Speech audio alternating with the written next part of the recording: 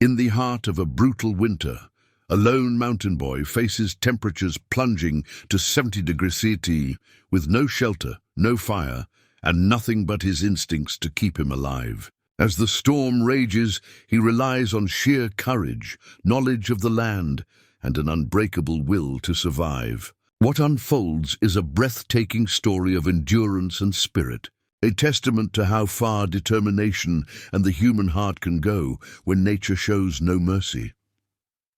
When 17-year-old Jakob finds himself stranded on Devil's Peak during the worst blizzard in decades, every breath becomes a battle. The wind cuts like glass. The cold numbs his fingers within minutes, and the snow falls so thick he cannot see his own hands. Most would panic, most would give up, but Jakob carries the wisdom of generations in his blood and a secret that might be the only thing standing between him and death. But what happens when even the strongest will meet nature's ultimate test? Before we jump back in, tell us where you're tuning in from. And if this story touches you, make sure you're subscribed, because tomorrow I've saved something extra special for you.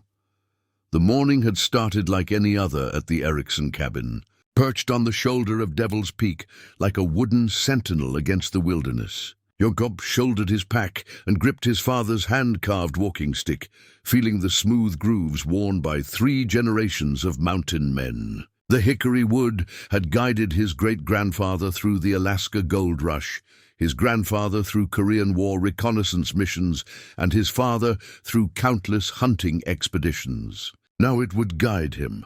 Just a supply run, he told himself, checking his gear one final time. The Weather Service had mentioned possible snow, but Jakob had lived on this mountain his entire 17 years. He could read the sky better than any meteorologist sitting in some distant office. The clouds looked ordinary enough, grey and heavy, but nothing he hadn't navigated before. His father had taught him everything about mountain survival from the time he could walk. How to read animal tracks in fresh snow, how to find water under ice, how to build shelter from nothing but what the forest provided. The mountain will test you, his father always said, but it will also provide if you know how to listen.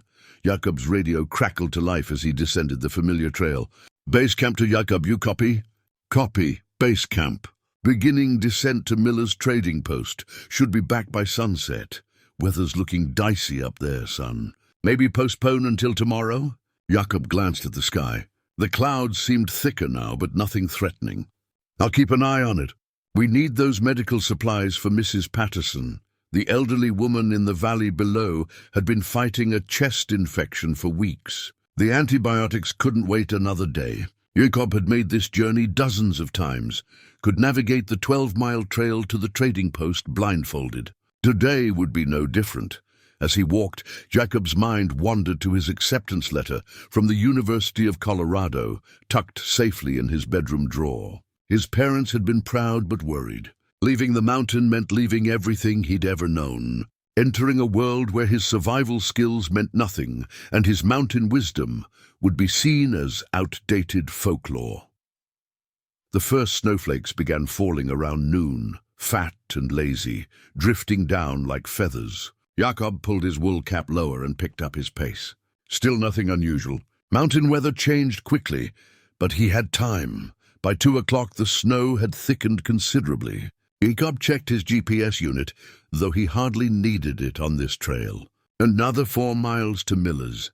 The smart move would be to reach the trading post and wait out whatever storm was building. Jerry Miller would let him sleep in the back room if needed. The wind picked up gradually, almost imperceptibly at first. Jakob's years on the mountain had taught him to pay attention to subtle changes. The way the snow began falling horizontally instead of straight down. The way the temperature seemed to drop degree by degree. The way the familiar landmarks began disappearing into a white haze. At 3:30, Jakob's radio buzzed with an emergency weather alert. An unprecedented storm system moving in faster than predicted. Blizzard conditions expected within 2 hours. Wind speeds up to 90 miles per hour. Temperatures dropping to minus 60 degrees Fahrenheit. Jakob stopped walking and looked around. The world had transformed into a white void. Trees that should have been visible 30 feet away had vanished completely. The trail beneath his feet was disappearing under rapidly accumulating snow. He keyed his radio. "Base camp, this is Jakob. I'm caught in the storm." "About 8 miles from Miller's, 4 miles from home base," Static answered him. He tried again. Nothing but the hiss of dead air. The wind hit like a physical blow, driving snow horizontally across the mountainside with brutal force. Jakob's hands, even inside his insulated gloves, began to sting with cold. His cheeks burned where the wind-driven snow struck them. For the first time in his life on Devil's Peak, Jakob felt something he'd never experienced before. Fear. Not the healthy respect for nature his father had taught him, but genuine, bone-deep fear. This wasn't just another mountain storm. This was something primal and deadly, the kind of weather that had claimed countless lives throughout mountain history. Jakob gripped his father's walking stick tighter and pressed forward into the white chaos, knowing that stopping meant dying. The mountain was about to teach him lessons no textbook could provide. Jakob's grandfather's Swiss Army knife felt like salvation in his numb fingers. The red handle, worn smooth by decades of use, had cut everything from fishing line to emergency bandages during his grandfather's military service. Now it would cut the branches that might save Jakob's life. The wind screamed across Devil's Peak with the fury of a living thing, driving snow so hard it felt like needles against his exposed skin. Jakob had found a cluster of pine trees thick enough to provide some windbreak, though the storm seemed determined to find every gap in their natural fortress. Working quickly, his movements mechanical from years of practice, Jakob began cutting pine boughs. The knife's blade, kept razor-sharp through 3 generations, sliced through the green needles and flexible branches with practiced efficiency. Each cut had to count. In this cold, every calorie burned was precious, every moment exposed to the wind potentially fatal. His father's voice echoed in his memory as he worked. A proper lean-to faces away from the prevailing wind, uses the natural shelter of trees, and creates a reflective back wall. Jakob had built dozens of these shelters during family camping trips, but never with his life depending on getting it right. The temperature had dropped so dramatically that his breath froze instantly, creating a small cloud of ice crystals with each exhalation. His estimate put the current temperature somewhere around -40 degrees and falling. The wind chill made it feel even colder, like stepping into a freezer designed by demons. Jakob arranged the larger branches first, creating a frame against the thick trunk of an ancient pine. The tree's massive girth provided a natural windbreak, its bark scarred by decades of mountain storms. This old giant had weathered countless winters. Jakob hoped he could borrow some of its resilience. Layer by layer, he wove the pine boughs into a tight wall, each branch overlapping the next, like shingles on a roof. The work kept his blood moving, but his fingers were losing feeling despite his insulated gloves. He had to stop periodically to blow warm air into his cupped hands, a technique his father had taught him during their winter hunting trips. As darkness began to fall, Jakob crawled into his makeshift shelter. The space was barely large enough for his body, but that was intentional. Smaller meant warmer. His body heat would have to do the work that a fire couldn't, since starting one in this wind was impossible. He pulled out his emergency sleeping bag, a lightweight but supposedly warm bag designed for winter camping. As he unrolled it, Jakob realized how woefully inadequate it was for the current conditions. This bag was rated for temperatures down to -20 degrees. The thermometer on his pack read -55 and falling. The shelter did cut the wind, which was something. Jakob could hear the storm raging outside, a constant roar like a freight train that never passed. Snow continued to fall heavily, and he found himself hoping it would pile up around his shelter, providing additional insulation.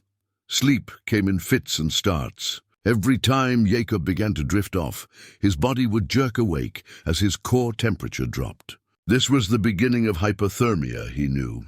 His father had taught him the signs. First came the shivering, which his body was doing almost constantly now.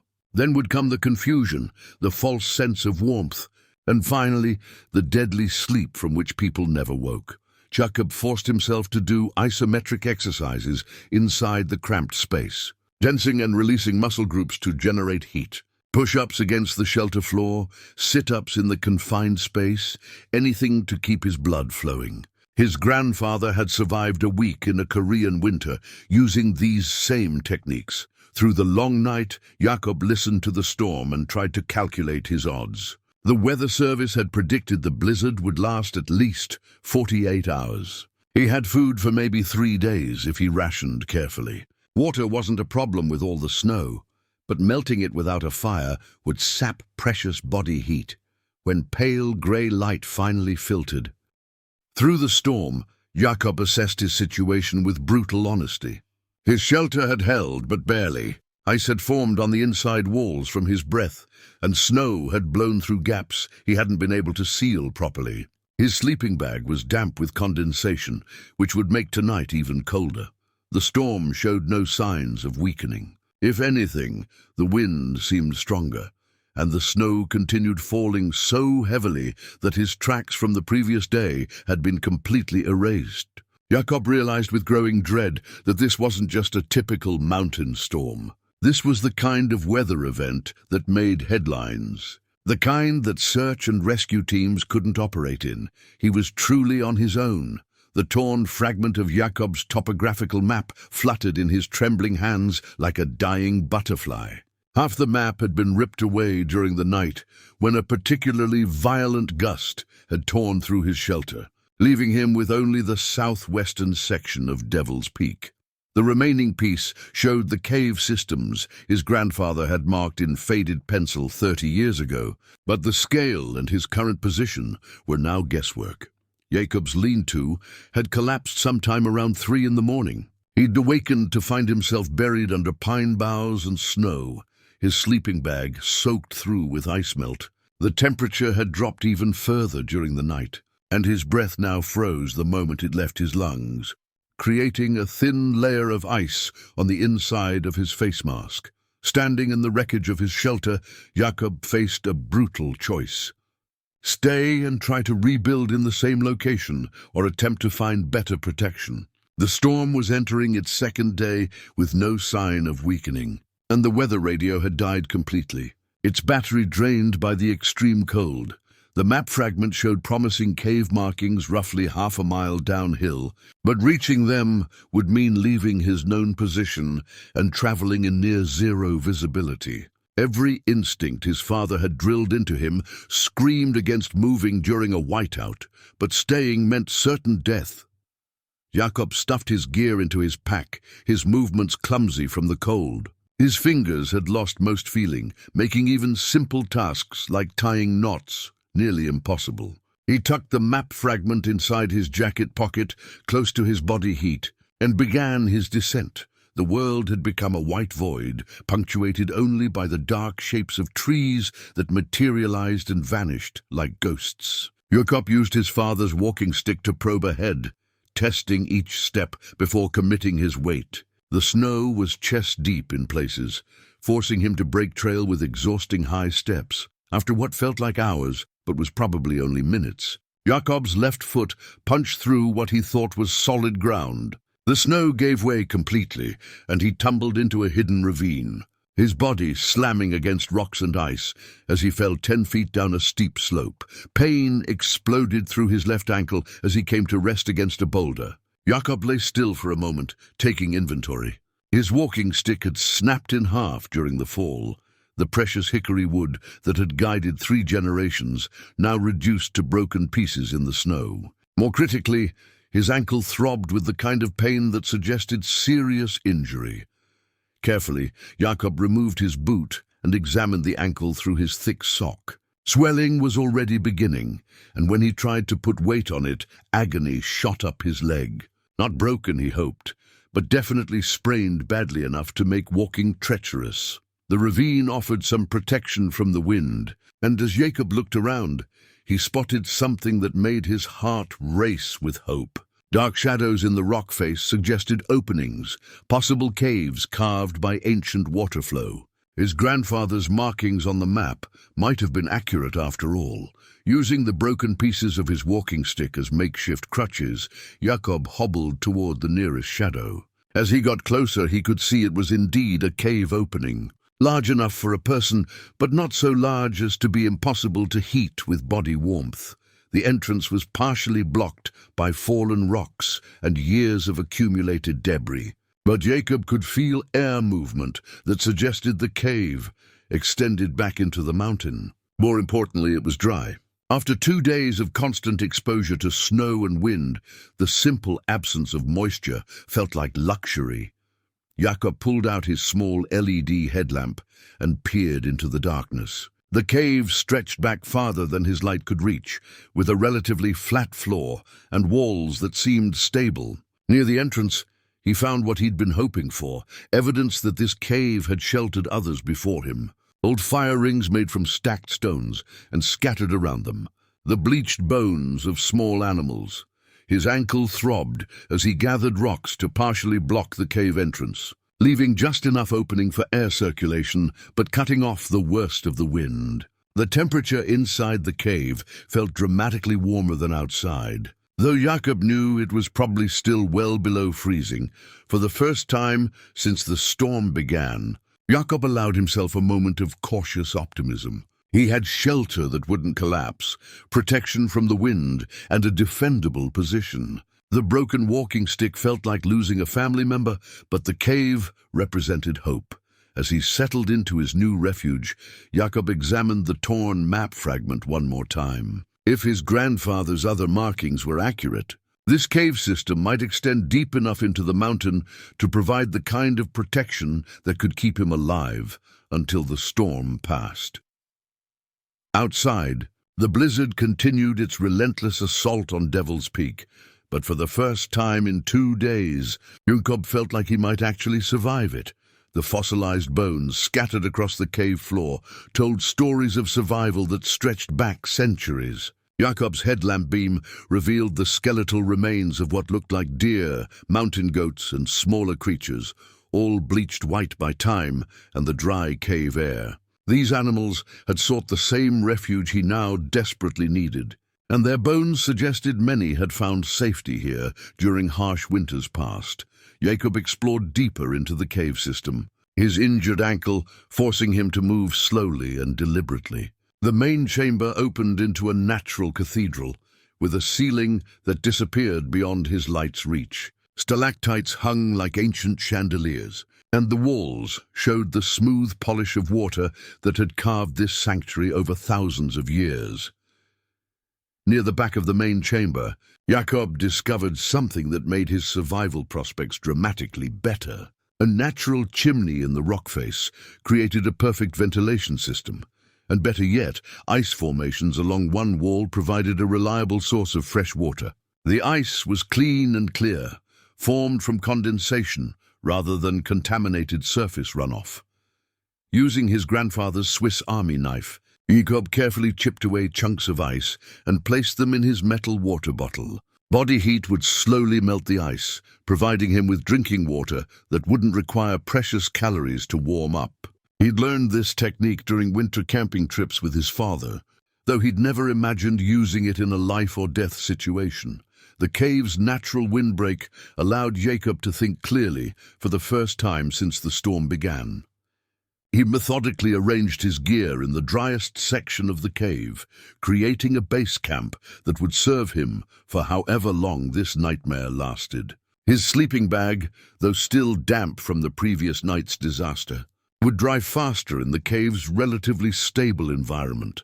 Jakob gathered the driest pieces of wood and debris scattered throughout the cave, evidence of previous inhabitants, both human and animal. Some of the wood looked ancient, preserved by the cave's dry conditions, while other pieces seemed more recent. His grandfather might have sheltered here during hunting trips, adding to the collection of survival resources. As he arranged stones to create a better windbreak near the cave entrance, Jakob found himself studying the fossilized bones more carefully. The positioning suggested these animals hadn't died of starvation or injury, but rather of old age or natural causes. The cave had provided them with successful shelter, allowing them to live out their lives protected from the mountain's harsh realities. The psychological impact of this discovery was profound. Jakob felt connected to a long chain of survival, stretching back through generations of creatures who had faced the mountain's challenges and found ways to endure. His grandfather's penciled markings on the map had led him to a place that had been saving lives for centuries. Jakob's military surplus sleeping bag, designed for extreme conditions, finally had a chance to perform as intended. The cave's consistent temperature, probably hovering around 20 degrees below zero, felt tropical compared to the -70 nightmare raging outside.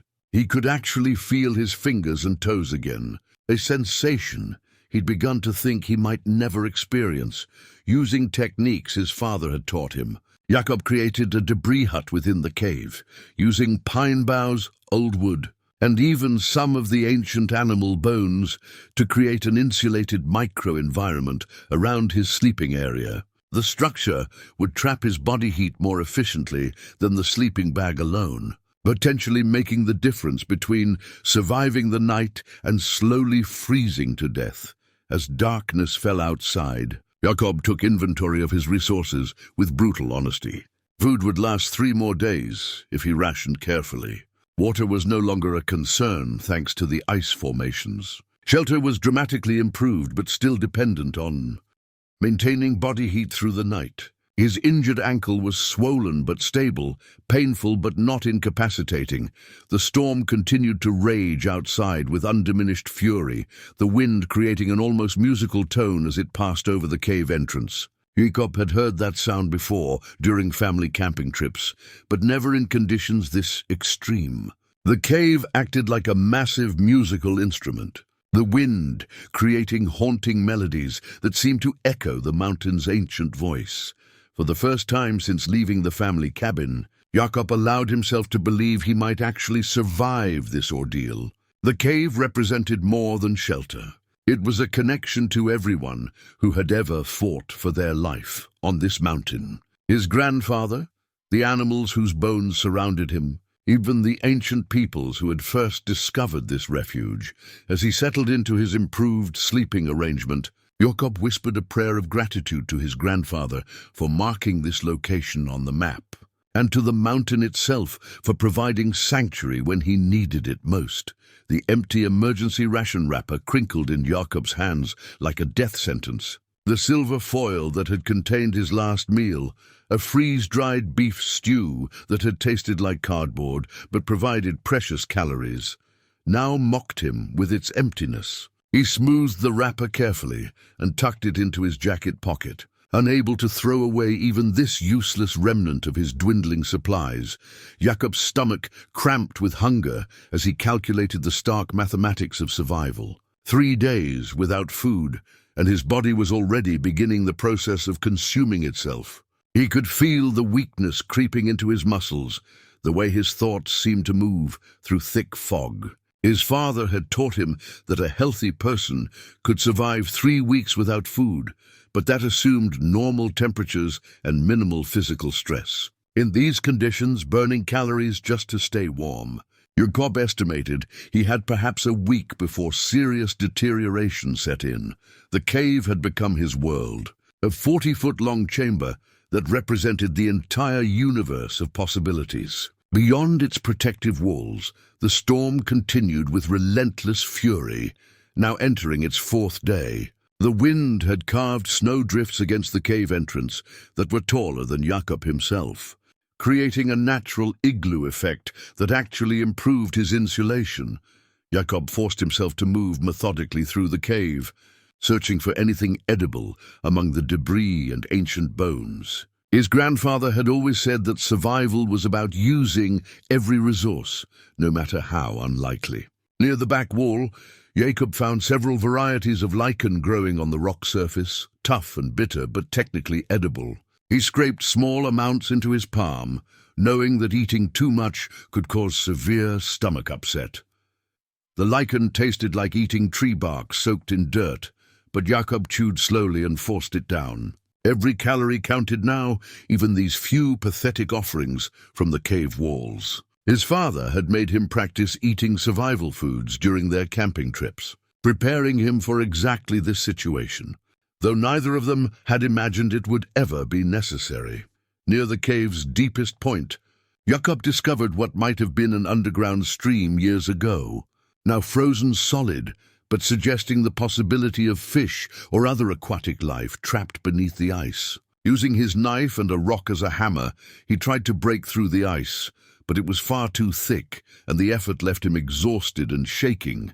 The hallucinations began on the fourth day without food. Jakob would catch glimpses of movement in his peripheral vision, shadows that looked like people or animals, but vanished when he turned his head. His mind, starved for glucose, began creating images and sounds that weren't there. He heard his mother calling his name from deep within the cave system, so clearly that he actually got up and hobbled toward the sound before realizing his mistake.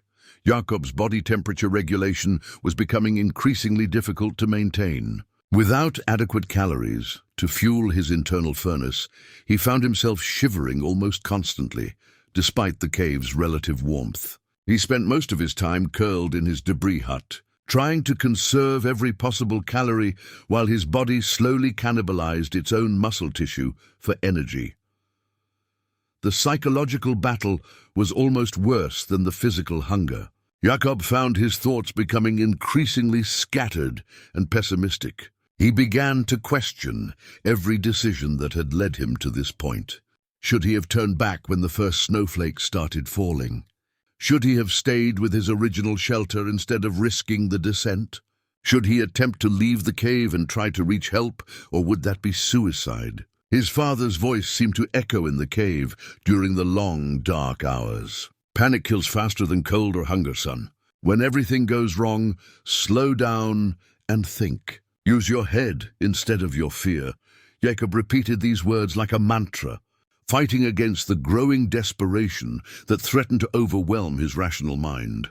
On the fifth day, Jakob made a decision that terrified him. He would have to risk leaving the cave to search for food, despite the continuing storm and his injured ankle. The alternative was slowly starving to death in relative safety, and Jakob's mountain-bred instincts rebelled against passive surrender. He spent hours preparing for what might be a fatal gamble, organizing his gear and studying the torn map fragment to identify the most promising areas for finding food. The bones scattered throughout the cave suggested that animals regularly used this shelter, which meant there might be trails or feeding areas nearby. As Jakob prepared for his desperate venture outside, he touched the empty ration wrapper one more time, a tangible reminder of how far he'd fallen and how much farther he might yet have to go. The broken snare wire Jakob fashioned from his bootlace looked pitiful in his trembling hands, but it represented his only hope for protein. He'd unraveled the inner core of paracord from his emergency kit, creating a crude but functional trap trigger mechanism. His grandfather had shown him this technique during a camping trip years ago, demonstrating how prisoners of war had caught rats and mice using nothing but shoelaces and broken wire. The storm had finally shown signs of weakening during the night, dropping from a constant roar to intermittent gusts that suggested the eye wall might be passing. Jakob knew this could be his only opportunity to venture outside before the weather system's back end brought renewed fury. Every survival instinct told him to stay in the cave's safety, but starvation was no longer a distant threat. Jakob rigged 3 snares along what appeared to be game trails near the cave entrance, areas where the wind had scoured away some snow to reveal compressed earth and scattered droppings. Small animal tracks crisscrossed the area, probably rabbits or mountain hares seeking shelter from the storm. The snares were crude but properly positioned, designed to catch anything small enough to provide a meal, venturing farther from the cave than he'd dared since finding it. Jakob hobbled through knee-deep snow in search of any edible plants or additional trap locations. His injured ankle screamed with each step, but hunger had become a more pressing concern than pain. The brief break in the storm revealed the true magnitude of the blizzard's impact. Snow drifts towered 15 feet high in some areas, completely reshaping the familiar landscape of Devil's Peak. Jacob was checking his third snare when he heard the sound that made his blood freeze. A low growl, barely audible above the wind, but unmistakably predatory. He turned slowly, knowing that sudden movements could trigger an attack, and found himself face to face with a mountain lion, crouched on a rocky outcrop 30 feet away. The cat was magnificent and terrifying, its golden eyes fixed on Jacob with the calculating stare of an apex predator. Snow clung to its tawny coat, and Jacob could see the powerful muscles bunched in its shoulders, ready to spring. This was the kind of encounter his father had always warned him about. The moment when all his wilderness training would either save his life or prove inadequate. Jakob's mind raced through the protocols his father had drilled into him. Never run from a mountain lion. Make yourself appear larger. Maintain eye contact, but don't stare aggressively. Back away slowly while speaking in a calm, firm voice. Above all, don't show fear, even though terror was coursing through every fiber of his being. Easy there. Big fellow, Jacob said softly, raising his arms to make himself appear larger while slowly backing toward the cave entrance. We're both just trying to survive up here. No need for trouble. The mountain lion's tail twitched, a sign Jakob recognized as either agitation or preparation to pounce. The cat was probably as hungry as he was, and Jakob realized with growing dread that he might represent the first substantial meal the predator had encountered in days. A sudden crack echoed across the mountainside like a gunshot. Jakob's heart stopped before he realized the sound was snow and ice shifting somewhere above them. The brief warming trend was destabilizing the massive snow accumulations, creating avalanche conditions throughout the peak area. Both predator and prey looked toward the sound, recognizing a threat greater than their immediate standoff. The mountain lion's attention wavered for just a moment, and Jakob seized the opportunity to take several more steps toward the cave entrance. His broken bootlace snares suddenly seemed absurdly inadequate compared to the reality of what hunted these mountains during winter storms. Another crack, louder this time, followed by the rumble of sliding snow somewhere upslope. The mountain lion's survival instincts overrode its hunting drive, and the cat melted away into the white landscape with the fluid grace that made these predators legendary. Jakob didn't see it leave. One moment it was there, the next it had vanished like a golden ghost. Jakob reached the cave entrance just as a wall of white thunder roared down the mountainside several hundred yards away. The avalanche carried enough snow and debris to bury his cave entirely if it had taken a slightly different path. Trees that had stood for decades disappeared in seconds, swept away by the unstoppable force of gravity and accumulated snow. Safe inside his rocky sanctuary, Jakob realized how close he'd come to disaster on multiple levels. The mountain lion encounter could have ended fatally, and the avalanche conditions made any future forays outside potentially suicidal. His snares remained set, but reaching them again would require waiting for the mountain to stabilize. As the storm resumed its assault with renewed intensity, Jakob understood that his gamble had failed. No food, new awareness of predators, and avalanche dangers that made leaving the cave even more treacherous than before. The charcoal marks Jakob scratched into the cave wall with a burnt stick looked like prison bars, counting down to his execution. 7 vertical lines, each representing a day since the storm began, each marking another 24 hours of survival against impossible odds. His makeshift calendar had become both a source of pride and growing despair as the marks accumulated without any sign of rescue or weather improvement. Time had lost all meaning in the cave's perpetual darkness. Jakob's watch had stopped working. On the 5th day, its battery drained by the extreme cold, leaving him to estimate the passage of hours by his body's rhythms and the subtle changes in the storm's intensity outside. Sometimes he thought it was morning when it was actually evening. Sometimes he found himself wide awake when his body should have been sleeping. The isolation was becoming harder to bear than the hunger. Jakob had always been comfortable with solitude during hunting trips and camping expeditions, but this was different. This was complete severance from the human world, with no guarantee he would ever reconnect with it. He began talking to himself just to hear a human voice, carrying on conversations with his father, his mother, even his grandfather, who had died when Jakob was 12. "You were right about the cave, Grandpa," Jakob said aloud, his voice echoing strangely in the rocky chamber. "Your map markings saved my life. Wish you were here to tell me what to do next." Jacob's body was changing in ways that frightened him. His clothes hung loose where muscle mass had been consumed for energy. His face, reflected in the blade of his knife, showed sharp cheekbones and hollow cheeks that made him look like a stranger. Most disturbing was the way his mind seemed to be operating on reduced power, thoughts moving slowly and sometimes fragmenting before he could complete them. To combat the mental deterioration, Jakob forced himself to perform memory exercises his high school teachers had recommended for studying. He recited the names of every student in his graduating class, listed every book he'd read in the past, year, described in detail every room in his family's cabin. The exercises helped maintain some sense of mental clarity, but they also reminded him of everything he might never see again. The physical exercises were becoming more difficult as his energy reserves dwindled. Push-ups that had been easy a week ago now left him shaking and breathless. Jakob modified his routine, focusing on movements that generated heat without depleting his precious calories too quickly. Isometric exercises where he tensed muscle groups without moving, stretching routines that maintained flexibility without burning energy.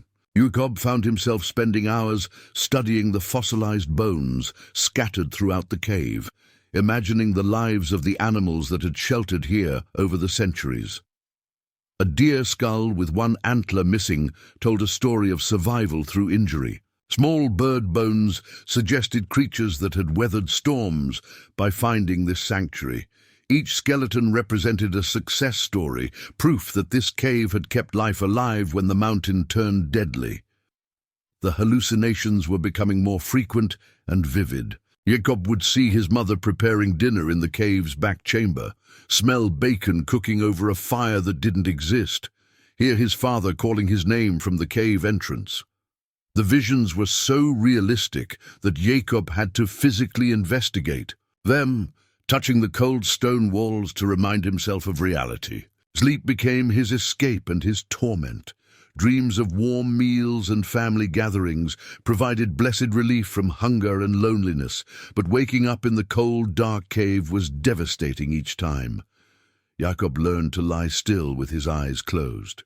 For several minutes after waking, letting the beautiful dreams fade gradually rather than being jolted back to his harsh reality. The storm's sound had become a constant companion, no longer the terrifying roar of the first days, but a steady background noise like living near a waterfall. Jakob could distinguish between different types of wind patterns now, recognizing when the storm was intensifying or briefly weakening. He'd become fluent in the mountain's winter language, understanding its moods and rhythms in ways he'd never imagined possible. On the 8th day, as Jakob added another mark to his wall calendar, he realized he'd crossed an invisible threshold. The person who had entered this cave was gone, replaced by someone harder and more desperate. His grandfather's war stories had prepared him intellectually for this transformation, but experiencing it was profoundly disturbing. Jakob looked at his reflection in the knife blade one more time, studying the stranger's face that looked back at him. The eyes were the same color, but held knowledge they'd never contained before. This was what survival really meant. Not the romantic adventure he'd imagined during family camping trips, but the systematic stripping away of everything except the most basic human drive to continue existing. The makeshift signal mirror Jakob had fashioned from his polished belt buckle caught the first sunlight he'd seen in over a week. sending brilliant flashes across the mountainside like desperate Morse code. The storm had finally broken during the night, leaving behind a crystalline world of impossible beauty and deadly silence. For the first time since entering the cave, Jakob could see blue sky through breaks in the cloud cover. Standing at the cave entrance, Jakob felt hope surge through his weakened body like electricity. The air was still brutally cold, probably 40 degrees below zero, but the absence of wind made it feel almost tropical compared to the storm conditions. More importantly, the clearing skies meant search and rescue operations could finally begin. Aircraft could fly, ground teams could move, and someone might actually be looking for him. Jakob positioned himself on a rocky outcrop near the cave entrance, where he would be visible from above, angling his improvised signal mirror to catch every possible ray of sunlight. The polished metal, originally part of his father's old military belt, created brilliant flashes that could be seen for miles under the right conditions. He'd practiced this signaling technique during scout camping trips, but never imagined using it to save his own life. The silence of the post-storm mountain was profound and unsettling. After days of constant wind and driving snow, the absence of sound felt almost supernatural.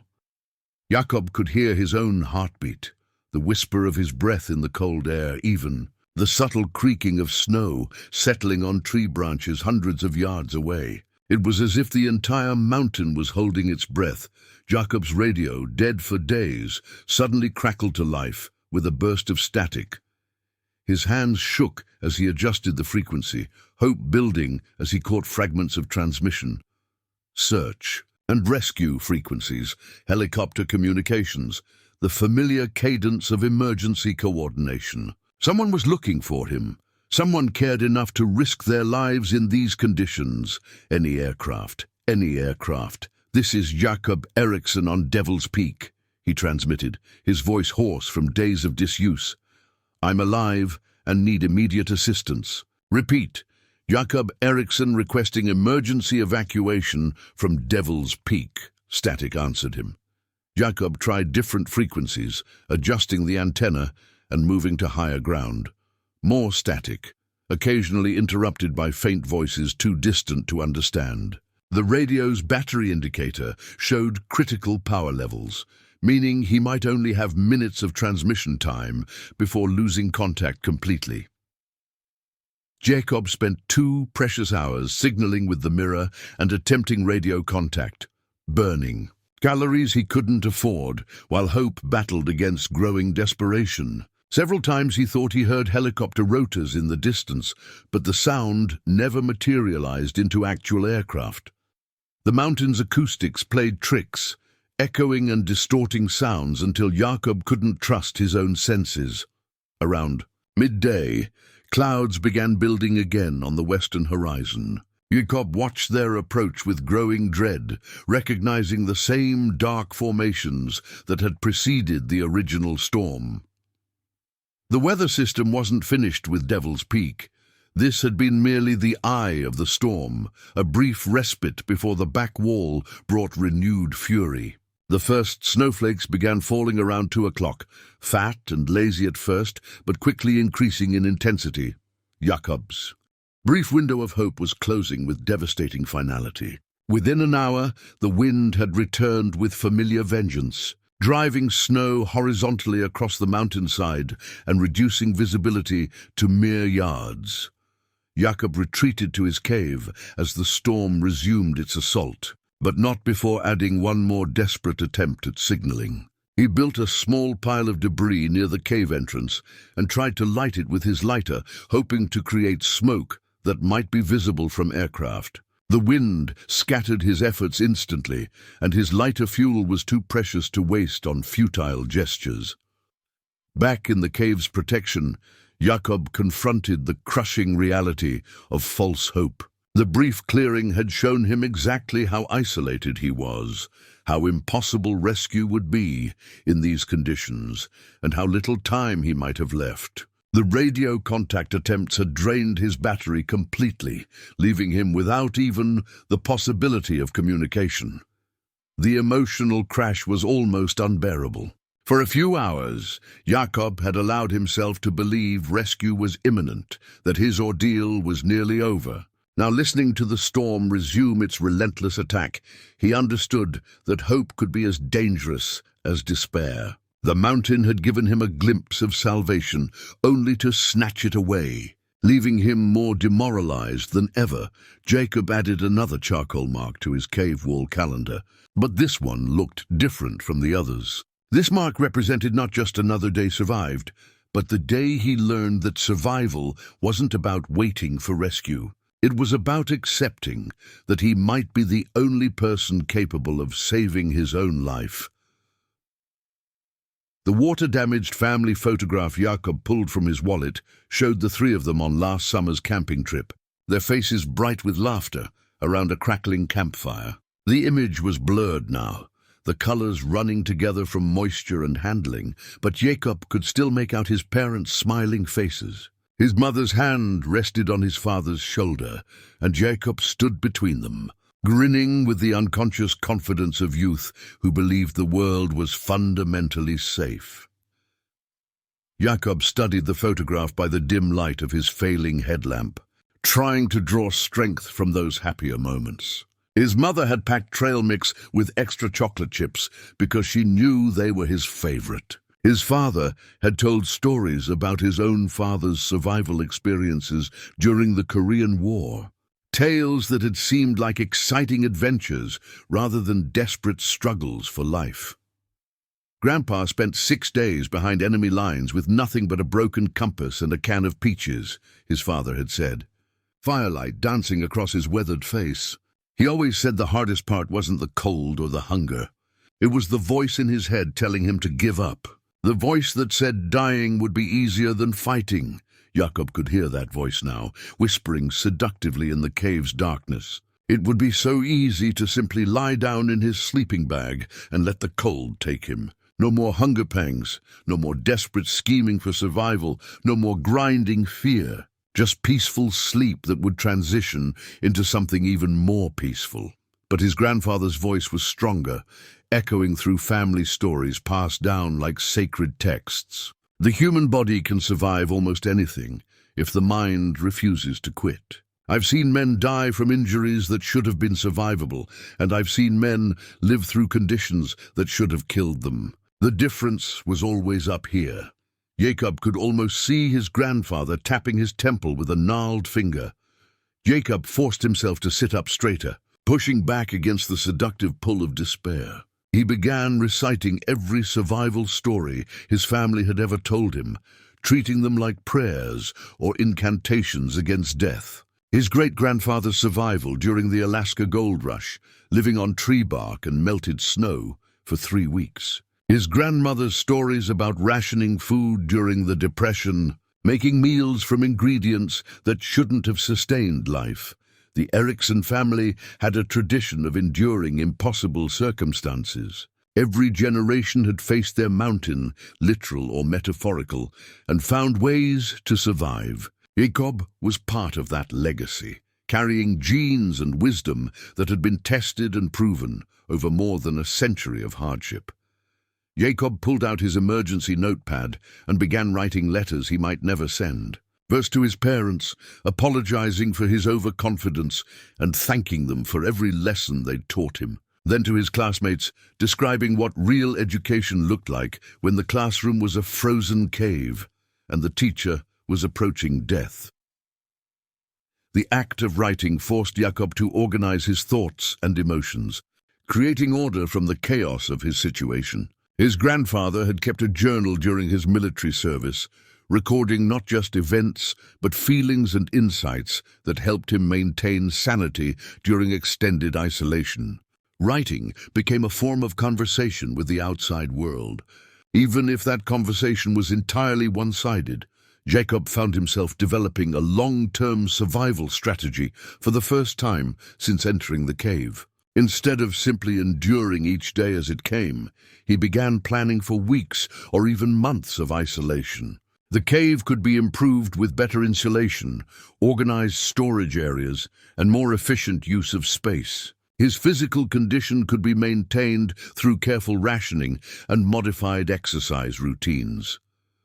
Most importantly, Jakob began accepting his situation rather than fighting against it. The mountain wasn't his enemy trying to kill him. It was simply being itself, indifferent to his survival, but not actively malicious. The storm, the cold, the isolation were natural phenomena that he could adapt to, rather than forces he needed to defeat. This shift in perspective was profound and liberating. Instead of waiting for rescue or for conditions to improve, Jakob could focus on becoming better at living in his current reality.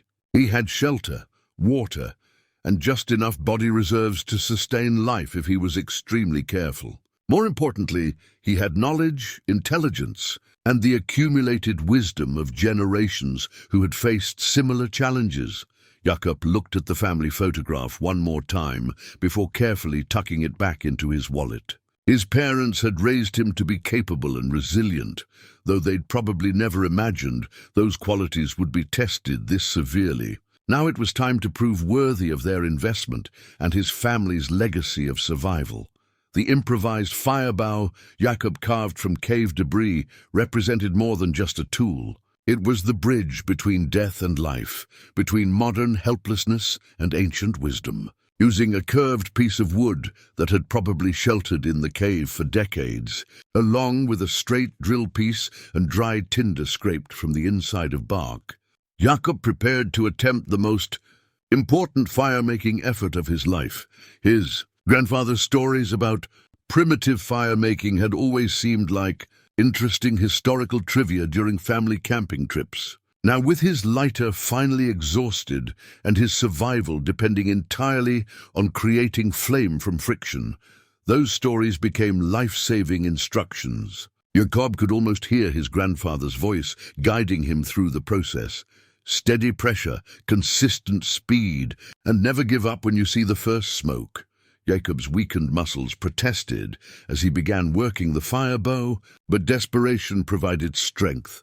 His body no longer possessed naturally.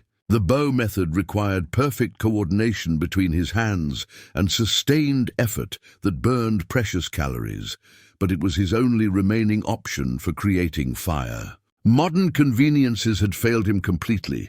Only the most ancient of human technologies offered hope. The first attempts produced nothing but frustration and exhaustion. Jakob's technique was rusty, his materials imperfect, and his physical condition far from ideal for the demanding process. But each failure taught him something about pressure angles, wood selection, and the critical importance of truly dry tinder. His grandfather had always said that fire-making was more about patience and persistence than strength or skill. On his 7th attempt, Jakob saw the tiny wisp of smoke that meant everything. The drill had finally generated enough friction to create a glowing ember in the tinder bundle, a precious spark that could either ignite into life-saving flame or die and force him to start over. Jakob's hands shook as he carefully transferred the ember to his prepared fire lay, breathing gently to encourage the fragile combustion. The moment when the tinder bundle burst into flame was the most beautiful sight Jakob had ever witnessed. After days of cold darkness, the small fire represented warmth, light, hope, and the triumph of human ingenuity over impossible circumstances. The flame danced and grew as Jakob carefully fed it progressively larger pieces of fuel. Building from twigs to branches to substantial pieces of wood, the psychological impact of achieving fire was immediate and profound. Jakob felt human again for the first time since the storm began, connected to the long chain of ancestors who had used this same technology to survive in hostile environments. The flickering light pushed back the cave's oppressive darkness, and the radiant heat began working on muscles that had been tense with cold. For over a week, Jakob arranged flat stones around the fire to create a reflector system that would maximize heat distribution throughout his corner of the cave. The warm stones would retain heat long after the fire died down, providing warmth through the night that could make the difference between surviving until morning and slowly freezing to death. In his sleep, melting snow in his metal water bottle over the fire provided Jakob with the first truly warm drink he'd had since leaving his family's cabin. The hot water felt like liquid salvation as it warmed his core temperature from the inside, and for the first time in days, Jakob could feel his fingers and toes without the constant threat of frostbite. The fire also opened new possibilities for food preparation. Jakob gathered the remaining lichen he'd scraped from the cave walls and prepared it as a warm tea, which was far more palatable than eating the bitter plant material raw. The hot liquid provided minimal calories but maximum psychological comfort, tasting like hope and determination. More importantly, the fire meant Jakob could cook any food he might be able to acquire through hunting or foraging. Cooked meat would be safer and more digestible than raw flesh, and hot food would provide psychological benefits that cold rations never could. The fire transformed the cave from a barely adequate survival shelter into something approaching a home. Jakob spent the evening feeding his fire and planning improvements to his cave system. With reliable heat, he could create a more permanent living arrangement, perhaps surviving here for weeks or months if necessary. The fire had changed everything, providing not just physical warmth, but renewed confidence in his ability to master his environment rather than simply endure it. As the flames settled into a steady burn, Jakob added another mark to his cave wall calendar. But this mark was different from all the others, representing not just another day survived, but the day he truly began to live in harmony with the mountain rather than fighting a losing battle against it. The sharpened spear point Jakob carved from hardwood and fire-hardened over his carefully tended flames represented humanity's oldest partnership with survival. The tip gleamed like polished bone, where the heat had transformed the wood into something harder and more durable, creating a weapon that his ancestors would have recognized and respected. Jakob tested the point against his thumb, drawing a tiny drop of blood that proved its effectiveness. Fire had changed everything about Jakob's survival prospects, but it was the spear that would determine whether he lived or slowly starved in relative comfort. The weapon measured 4 feet long, balanced for throwing but sturdy enough for close quarters work if necessary.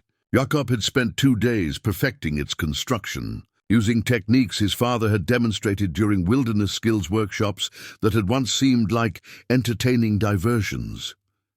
The successful snare trap Jakob discovered outside his cave entrance contained a mountain hare, frozen solid, but representing more protein than Jakob had consumed in the past week combined. The animal had been caught cleanly, its neck broken by the wire noose Jakob had fashioned from unraveled paracord. Death had been quick and humane, which mattered to Jakob even in his desperate circumstances. Jakob's hands shook with anticipation and hunger as he carried his prize back to the cave's warmth. The hare weighed perhaps 3 pounds, enough meat to sustain him for several days if he rationed carefully and used every part of the animal. His father had taught him field dressing techniques during hunting trips, but this was the first time Jakob would be processing game with his own survival, depending on making no mistakes. Using his grandfather's Swiss Army knife with surgical precision, Jakob began the methodical process of preparing the hare for cooking. The hide would provide additional insulation for his shelter. The bones could be carved into tools or fishing hooks, and even the organs contained nutrients his body desperately needed. Nothing could be wasted when every calorie might mean the difference between life and death. The smell of cooking meat over his fire was the most wonderful aroma Jakob had ever experienced. Fat from the hare sizzled and popped in the flames, filling the cave with scents that made his stomach clench with anticipation. He forced himself to cook the meat thoroughly, knowing that food poisoning in his current situation would likely be fatal. Jakob's first bite of cooked rabbit was a religious experience. The rich flavors exploded across taste buds that had forgotten what real food was like, and the protein felt like liquid strength flowing through his weakened body. He ate slowly, savoring every morsel while his digestive system readjusted to processing substantial food after days of near starvation. The psychological impact of successful hunting was even more significant than the physical nutrition. Jakob had proven to himself that he could acquire food through his own skills and knowledge, that survival wasn't just about enduring until rescue, but about thriving in harmony with the environment. The mountain was no longer his enemy, but his provider, offering sustenance to those wise enough to claim it. Energy returned to Jakob's body like sunrise after endless night. Within hours of eating his first substantial meal, he could feel strength returning to muscles that had been consuming themselves for fuel. His thinking became clearer, his movements more coordinated, and his overall sense of possibility dramatically expanded. Jakob used the hare's hide to create additional insulation for his sleeping area, stretching and drying the fur near his fire until it formed a warm blanket that would retain his body heat more effectively than any modern equipment. The transformation of raw materials into useful survival gear connected him to countless generations of humans who had used identical techniques to survive in hostile environments. The successful hunt also provided Jakob with materials for additional weapons and tools. Bones from the hare could be carved into fishhooks, needles for repairing equipment, or small projectile points for future hunting efforts. Sinew from the animal could be processed into strong thread or bowstring material. More importantly, the success gave Jakob confidence to attempt larger game hunting. The mountain supported deer, elk, and other substantial animals that could provide enough protein to sustain him for weeks. His spear was crude but effective, and his understanding of animal behavior had been honed by years of hunting with his father. Jakob fell asleep that night with his stomach full for the first time since the storm began, listening to his fire crackle and feeling genuinely optimistic about his survival prospects. The hunt had proven that the mountain would provide for those clever and determined enough to take what it offered, and Jakob was becoming both clever and determined in ways he'd never imagined possible. The wolf tracks in the snow outside Jakob's cave were massive, each paw print the size of his fist, pressed deep into the frozen ground with the weight of a predator that probably outweighed him by 50 pounds. The tracks circled his cave entrance in a pattern that spoke of intelligence and patience, a methodical investigation that made Jakob's blood run cold. This wasn't a casual encounter with a wild animal. This was being assessed as potential prey by one of the mountain's apex predators. Jakob knelt beside the clearest track, measuring its dimensions with his fingers and studying the depth of impression. The wolf had been here recently, probably during the night while Jakob slept beside his fire. The realization that he'd been unconscious and vulnerable while a predator investigated his shelter was deeply unsettling. His father had always warned him that wolves were infinitely more dangerous than bears, because they hunted with intelligence and pack coordination.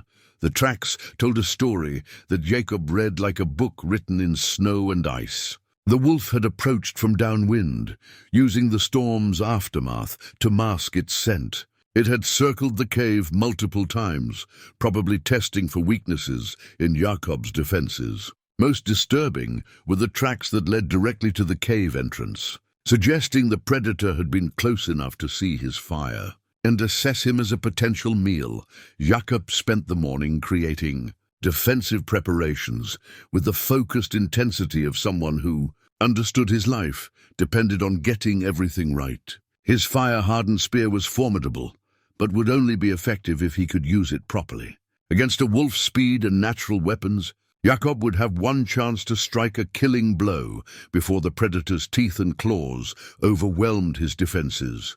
Using stones from the cave floor, Jakob built defensive barriers around his fire pit, creating choke points that would force any attacking predator to approach from predictable angles. The barriers wouldn't stop a determined wolf, but they would channel its attack and give Jakob tactical advantages he desperately needed. Each stone was positioned with the precision of someone who understood that small details could determine life or death.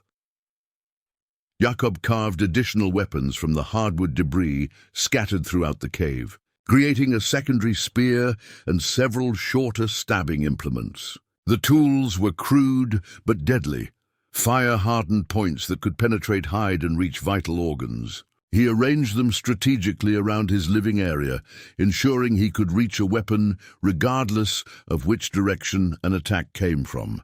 The psychological preparation was as important as the physical defenses. Jakob forced himself to visualize the encounter, imagining how a wolf would move, where it would try to strike, how he could use his human intelligence against its animal instincts. His father had taught him that predators relied on intimidation and surprise. A prey animal that fought back effectively could often discourage an attack. Jakob's study of the wolf tracks revealed patterns that suggested this was a lone animal rather than part of a pack. A solitary wolf was both more and less dangerous than pack hunters. More dangerous because it would be desperate enough to attack prey it might normally avoid. Less dangerous because Jakob would only face one set of teeth and claws instead of coordinated assault from multiple directions. The waiting was almost unbearable.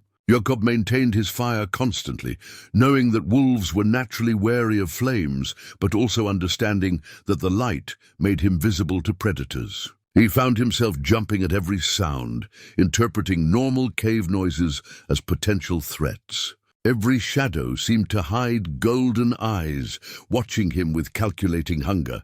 Jakob's successful hunt had probably attracted the wolf's attention in the first place. The scent of cooked meat and fresh blood would have carried for miles in the cold mountain air, advertising that prey animals were being killed in this location. The wolf was simply following its nose to investigate a potential food source, not realizing that the hunter might prove more dangerous than the hunted. As evening approached, Jakob prepared for what might be his final test on Devil's Peak. He fed his fire until it blazed high enough to illuminate most of the cave, arranged his weapons for quick access, and settled into a defensive position that allowed him to watch the cave entrance while protecting his back against the rock wall. The wolf's return was inevitable. Jakob could feel its presence like a cold weight pressing against his consciousness, the awareness that something wild and hungry was studying him from the darkness beyond his fire's reach. When the confrontation came, it would determine whether Jakob continued his unlikely survival story or became another casualty of the mountain's harsh justice. Outside the cave, winds stirred the snow around tracks that grew more numerous as darkness fell, suggesting the predator was gathering courage for an approach that could end in death for either the hunter or the hunted. The bloodied spear tip that emerged from the wolf's chest carried droplets of crimson that steamed in the frigid cave air, each drop representing the razor-thin margin between life and death that had just determined Jakob's fate. The wolf's golden eyes, still fierce even in death, stared at Jakob with the ancient recognition that passes between predator and prey when survival comes down to strength, intelligence, and sheer determination to continue living. The attack had come without warning, a grey shadow materializing from the cave entrance, like death given physical form. The wolf had moved with liquid grace despite its size, muscles rippling beneath winter-thick fur as it launched itself toward Jakob's fire with the calculating precision of an apex predator that had killed. Countless times before, Jakob's first spear thrust had been pure instinct, his body moving before his mind could process the threat. The fire-hardened point had caught the wolf in the shoulder, drawing blood and a snarl of rage, but failing to stop the animal's momentum. 80 pounds of bone and muscle had crashed into Jakob's defensive position, scattering stones and nearly driving him into the fire that had been his salvation.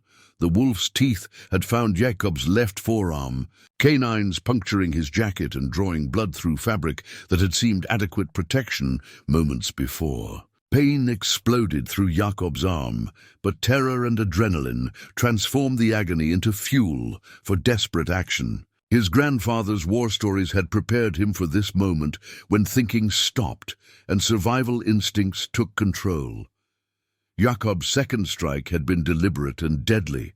driving his primary spear deep into the wolf's chest cavity as the animal tried to adjust its grip for a killing bite to his throat. The fire-hardened point had penetrated hide, muscle, and vital organs with the efficiency of a weapon designed by generations of human hunters who had faced similar life-or-death moments.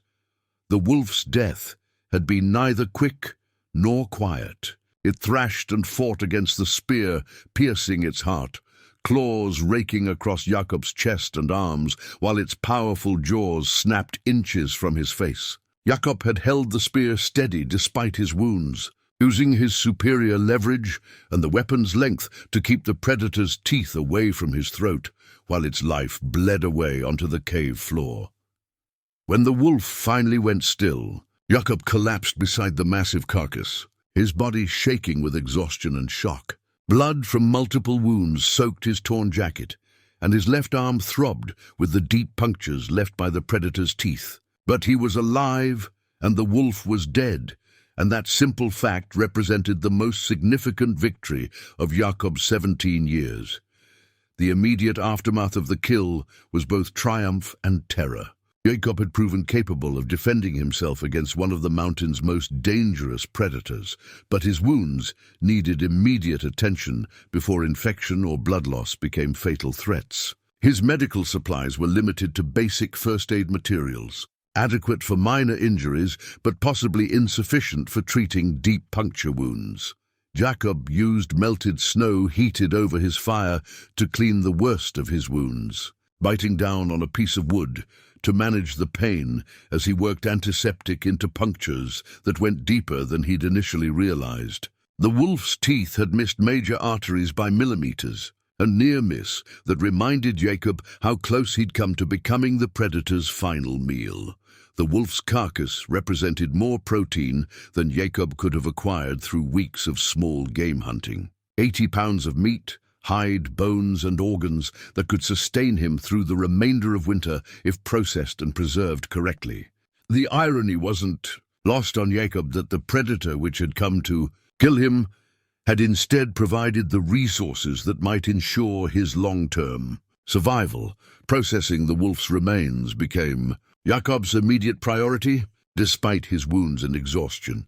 The meat needed to be cut into portions that could be cooked thoroughly and preserved against spoilage. The hide would provide superior insulation and clothing materials. Even the bones and organs offered nutritional value that his weakened body desperately needed. As Jakob began the methodical work of field dressing his kill, he reflected on the profound transformation the encounter represented. The frightened teenager who had entered this cave was gone, replaced by someone who had looked death in the eyes and refused to surrender. The wolf had tested Jakob's will to survive and found it stronger than its own predatory hunger. The bloodied spear tip would remain forever marked by this moment, a physical reminder of the night Jakob crossed the invisible line between victim and survivor, between someone who endured hardship and someone who conquered it through courage and determination.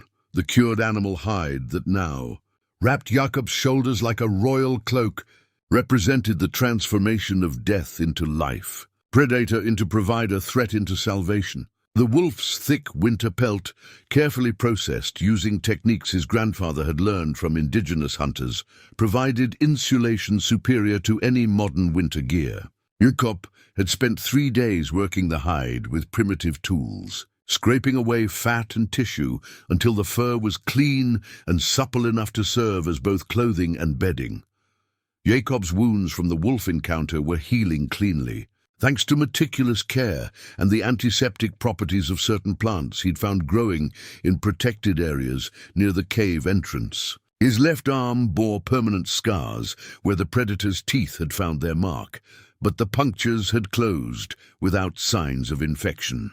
Pain remained a constant companion, but it was manageable pain, the kind that reminded him he was alive rather than threatening his survival. The meat preservation process had consumed most of Jakob's waking hours for the past week. Using a combination of smoking over his carefully maintained fire and the natural freezing temperatures, he'd created a food cache that could sustain him for months if necessary. Strips of wolf meat hung from improvised racks throughout the cave like primitive jerky.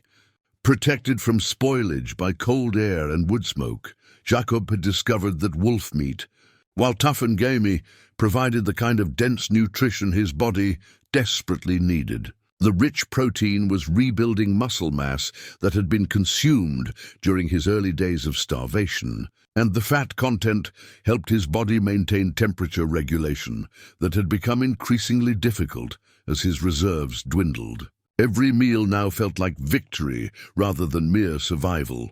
The psychological impact of defeating and processing the wolf extended far beyond simple nutrition.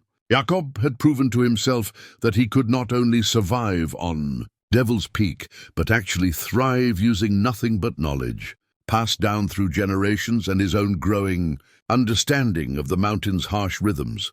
The cave had become home rather than refuge, a place where he felt capable and competent rather than desperate and endangered. Jacob's daily routines had evolved into a sophisticated survival system that would have impressed his grandfather.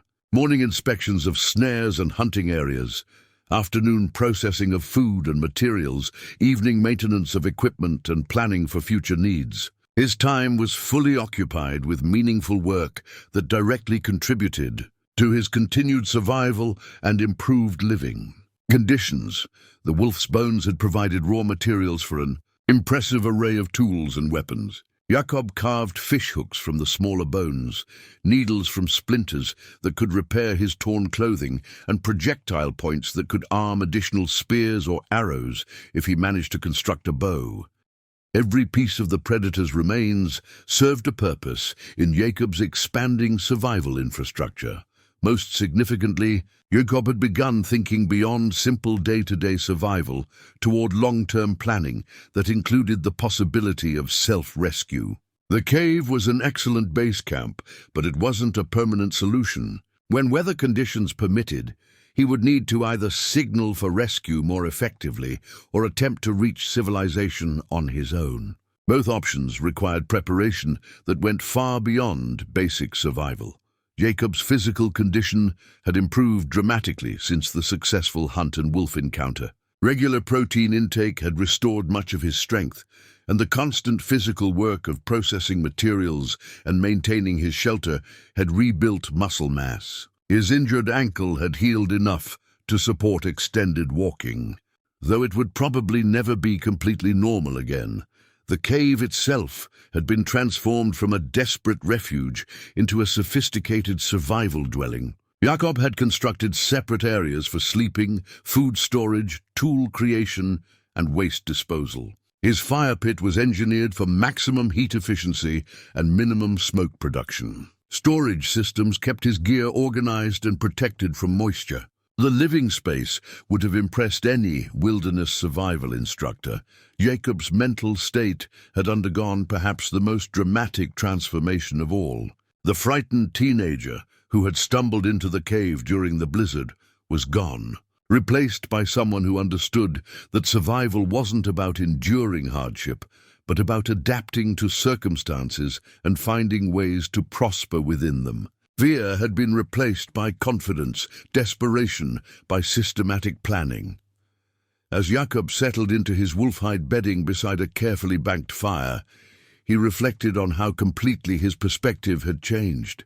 The mountain was no longer his enemy but his teacher, providing lessons in self-reliance that no classroom could offer. He'd learned to read weather patterns, animal behavior, and his own physical and mental limits with precision that could only come from direct experience. Tomorrow would bring new challenges and opportunities, but Jakob faced them with the quiet confidence of someone who had looked death in the eyes and chosen life through courage, intelligence, and determination that surprised even himself. The emergency beacon battery Jakob held in his trembling hands was as dead as the technology it was meant to power, its LED indicator dark and unresponsive, despite his desperate attempts to coax life from the electronic device. The beacon represented everything that had failed him during this ordeal. Modern equipment that couldn't function in extreme conditions, electronic solutions that became useless when power ran out, and the dangerous overconfidence that came from relying on technology instead of fundamental survival skills. After 3 weeks in the cave, Jakob faced the most difficult decision of his ordeal.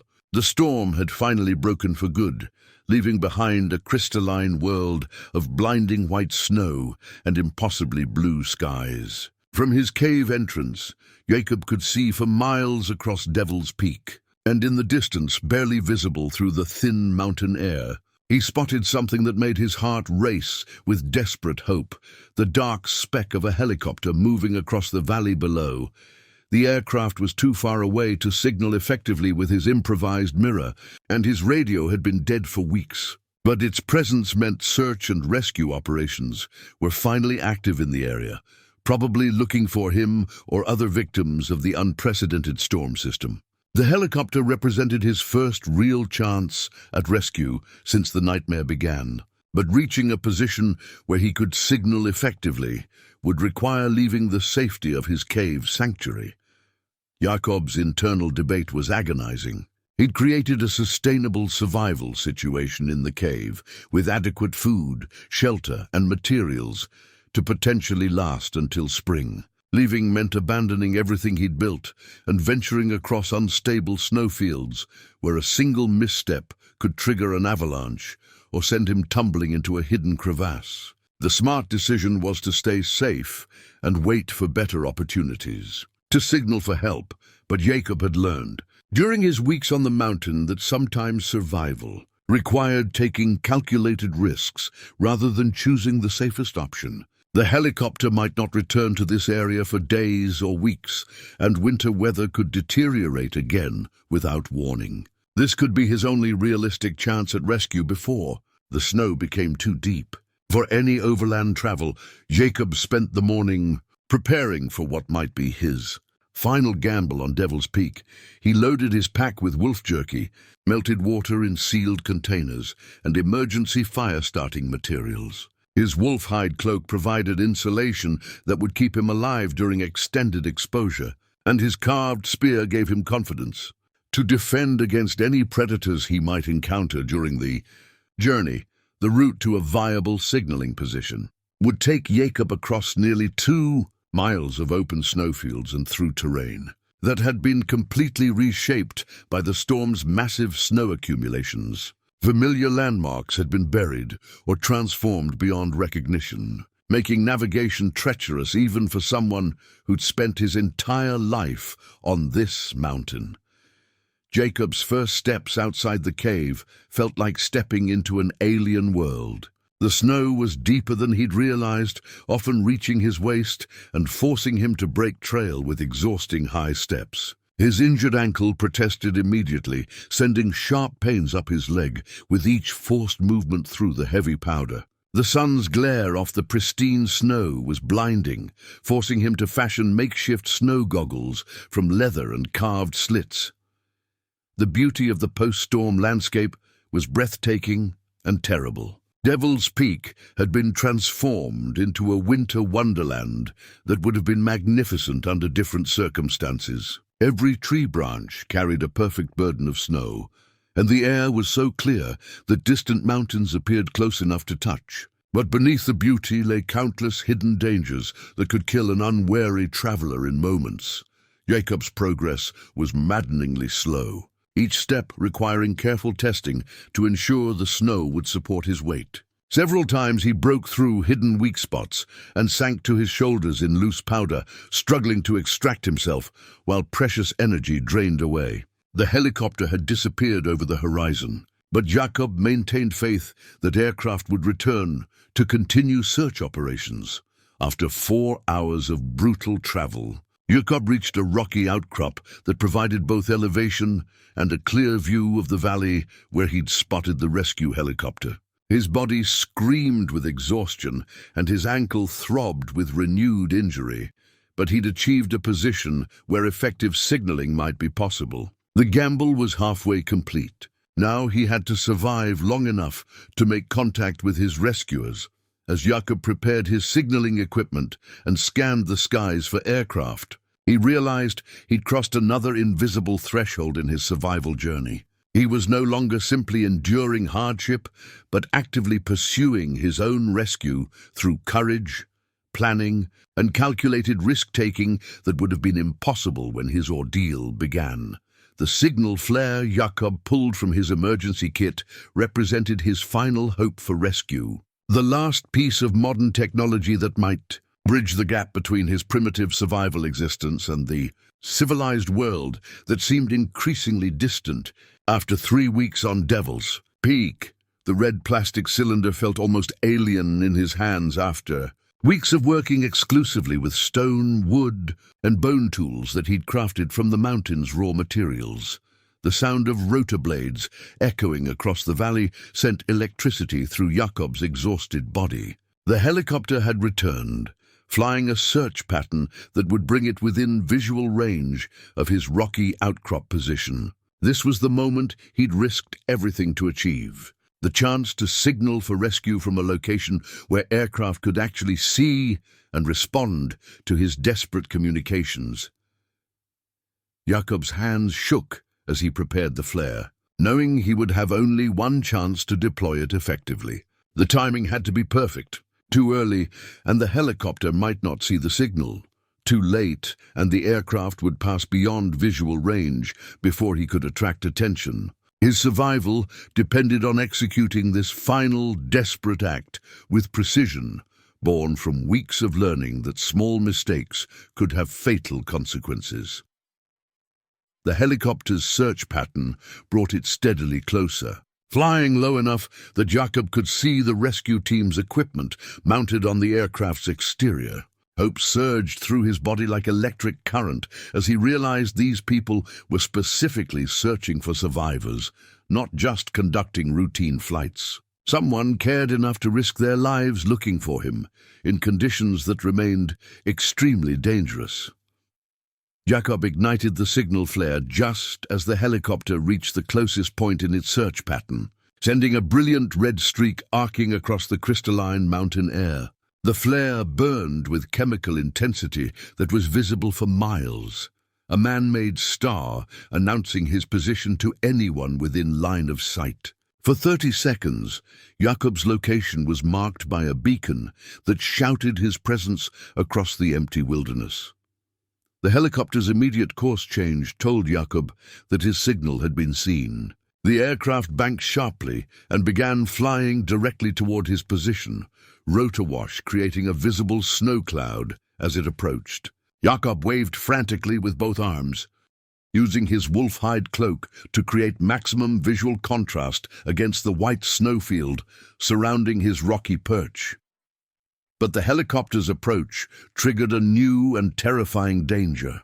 The powerful rotor wash began destabilizing the massive snow accumulations on the slopes above Jakob's position, creating vibrations and air pressure changes that threatened to trigger the very avalanche conditions he'd been avoiding throughout his journey. The sound of shifting snow rumbled ominously from multiple directions as the rescue attempt inadvertently endangered everyone involved. Jakob realized with growing horror that the helicopter couldn't land safely in his current position without creating an avalanche that would bury both him and potentially crash the aircraft. The pilot seemed to recognize the same danger, hovering at a distance while the rescue team assessed their options through what appeared to be intense radio communications. The crew's solution was both brilliant and terrifying. A rescue specialist began rappelling from the hovering helicopter, descending on a long line that would allow the aircraft to maintain safe distance while still extracting Jakob from his precarious position. The rescuer dropped through space with professional confidence, but Jakob could see the strain on the pilot's face as he fought to maintain stable hover in conditions that pushed both equipment and human skill to their absolute limits. Jakob summoned his remaining strength for one final push toward the rescue line, hobbling across unstable snow that cracked and shifted under his feet with each step. His injured ankle gave out completely just yards from salvation, sending him tumbling face first into snow that threatened to become his grave mere moments before rescue arrived. The rescue specialist reached Jakob just as his consciousness began to fade from exhaustion, hypothermia, and the overwhelming relief of finally making contact with the outside world. Strong hands secured him to the rescue harness, while professional voices offered reassurance that his ordeal was finally ending. The helicopter's powerful winch began lifting both rescuer and survivor towards safety.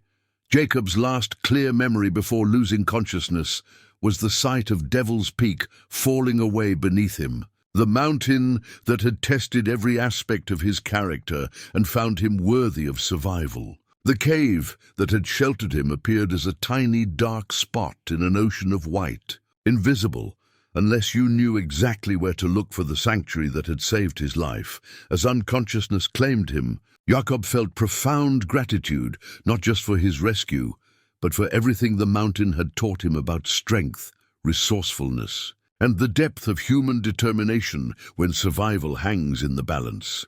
The hospital bracelet around Jakob's wrist bore his name, birth date, and the simple designation, hypothermia exposure patient.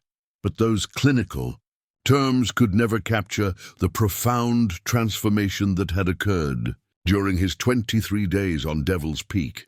The plastic band represented his return to civilization, but Jakob understood he would never again be the person who had confidently set out for Miller's Trading post on what should have been a routine supply run. Jakob awakened slowly from his medically induced coma to find his parents beside his hospital bed, their faces bearing the strain of 3 weeks spent believing their son was probably dead. His mother's tears and his father's firm handshake communicated emotions that words couldn't adequately express. The reunion was profound and healing, but Jakob could see in their eyes the recognition that he'd changed in fundamental ways that went far beyond physical appearance. The medical team's assessment revealed the remarkable extent to which Jakob's body had adapted to extreme survival conditions. Despite losing 30 pounds and suffering numerous injuries, his vital signs showed extraordinary resilience. His cardiovascular system had become incredibly efficient. His metabolism had adjusted to function on minimal calories, and his tolerance for cold had increased beyond normal human parameters. The doctors spoke in amazed tones about adaptations they'd never seen in survival cases. Jakob's debriefing with search and rescue teams provided closure for everyone involved in the massive operation that had finally located him. The storm that had trapped him was officially classified as a 1,000-year event, with weather conditions so extreme that conventional rescue operations had been impossible for weeks. Multiple teams had risked their lives searching for him, and Jakob felt profound gratitude for their commitment to bringing him home safely. The psychological evaluation was perhaps more revealing than the physical assessment. Jakob showed no signs of post-traumatic stress, depression, or anxiety that typically affected survival ordeal survivors. Instead, psychologists noted unusual confidence, enhanced problem-solving abilities, and a profound sense of connection to natural environments. The mountain had tested him severely, but hadn't broken him. It had forged him into something stronger. Jakob's first meal in the hospital was both wonderful and strange. Food that would have seemed ordinary before his ordeal now tasted almost overwhelming in its richness and variety. He found himself eating slowly and appreciating flavors with an intensity that surprised the nursing staff. His body had learned to extract maximum value from minimal nutrition, making every bite a celebration rather than a routine necessity. The media attention was unexpected and uncomfortable. Jakob's survival story attracted national interest, with reporters calling him everything from miracle boy to modern mountain man. The attention felt intrusive after weeks of absolute solitude, and Jakob struggled to explain experiences that seemed to lose their meaning when reduced to sound bites for television consumption. Jakob's return to his family's cabin on Devil's Peak was emotionally overwhelming. The mountain looked different to him now, not as a hostile force that had tried to kill him, but as a teacher that had provided lessons available nowhere else. He could see his cave from the cabin's windows, a tiny, dark spot that represented the most important classroom of his life. The acceptance letter from the University of Colorado still waited on his bedroom dresser, but Jakob's plans had changed completely. The academic world that had once seemed like the gateway to his future now felt irrelevant compared to the practical knowledge he'd gained during his survival ordeal. He wanted to share what he'd learned, to teach others the skills that had saved his life. Jakob began developing wilderness survival programs that combined traditional techniques with modern safety practices. His unique perspective as someone who had actually lived through extreme conditions gave his instruction an authenticity that impressed even experienced outdoorsmen. Students traveled from across the country to learn from the teenager who had survived alone on Devil's Peak. Most importantly, Jakob had gained a profound understanding of human resilience and the depths of strength that exist within every person when circumstances demand extraordinary effort. His survival hadn't been a matter of luck or special gifts, but of applying knowledge, maintaining hope, and refusing to surrender when surrender would have been easier than fighting. The wolf-hide cloak that had saved his life now hung in his bedroom, a reminder of the predator that had tried to kill him, but instead provided the resources that ensured his survival. Jakob touched the soft fur each morning, remembering the night he'd crossed the line between victim and survivor, between someone who endured hardship and someone who conquered it. As he looked out at Devil's Peak each day, Jakob felt no fear or resentment toward the mountain that had nearly claimed his life. Instead, he felt gratitude for lessons that couldn't be learned any other way, for the knowledge that human beings possess reserves of strength and determination that surface only when survival depends on finding them.